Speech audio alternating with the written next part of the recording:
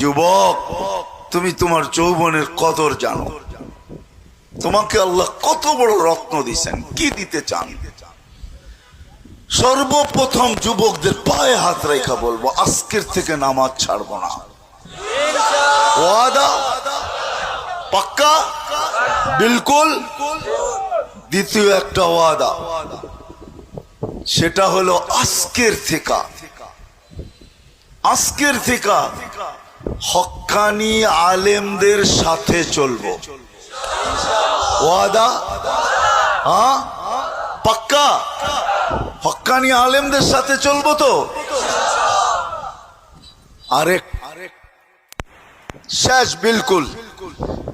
আমি আপনাদের পায়ে হাত দিয়া বলি,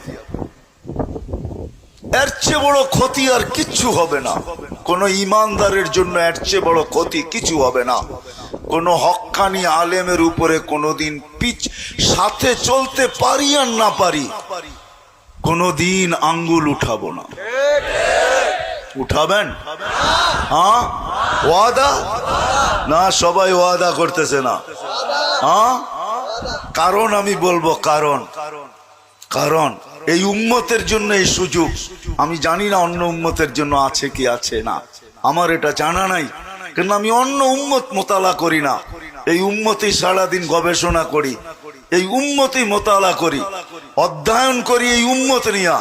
এই উম্মতের জন্য সুযোগ। এই উম্মতকে আল্লাহ সুযোগ দিছেন। জাহান্নামের ফয়সালা হয়ে গেল, জাহান্নামে ডাইরেক্ট পাঠাবে না।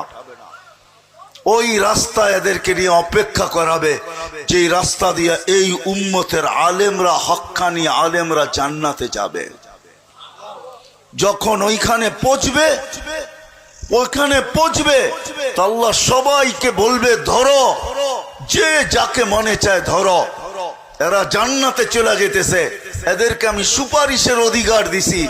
যে যার জন্য সুপারিশ করবে, যতগুলার জন্য সুপারিশ করবে, আমি আল্লাহ ওয়াদা করতেছি এদের সুপারিশ কবুল করব।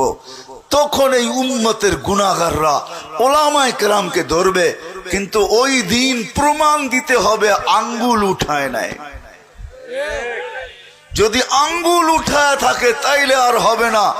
যদি প্রমাণ দিতে পারে যে আঙ্গুল উঠায় নাই, পরিচিত ছিল, বা এই উম্মতের অন্তর্ভুক্ত গুনাহগার আলেমদের জোশ মোহাব্বত দিল ফায়রা বাহির হবে। এরা আল্লাহকে বলবে, আল্লাহ আমরা জান্নাতে যাব না। কেন যাবে না? তোমাদের হিসাব নিলাম না, কিতাব নিলাম না, তোমাদেরকে মাফ করে দিলাম, জান্নাতের উচ্চ মাকাম দিলাম, তোমরা যাবে